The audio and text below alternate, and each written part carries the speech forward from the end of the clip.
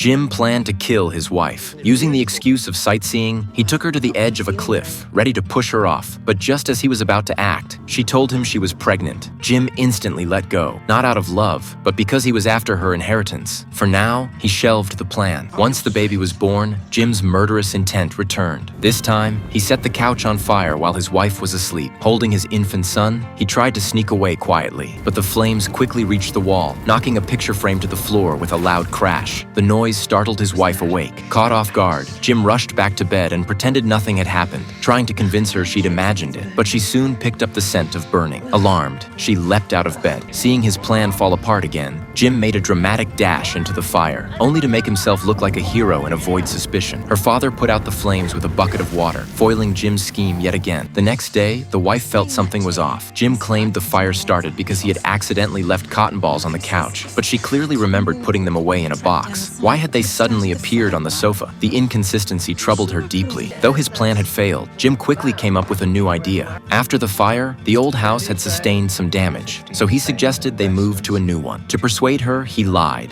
saying he could contribute $300,000, and if she matched that amount, they could afford a beautiful new home. He even went so far as to pick out a house in an upscale neighborhood. When his wife saw it, she was instantly charmed. What she didn't know was that Jim only had $2,000 to his name, not even close to the promised amount. Still, he accompanied her to the bank. There, he told the teller they wanted to open a joint account so they could pool their money for the house. Once she deposited her $300,000, Jim made up another excuse, claiming his account was frozen and it would take a month before he could transfer his share. Her father wasn't buying it. Sensing something was wrong, Jim stepped in the next day and withdrew his wife's entire $300,000 from the account.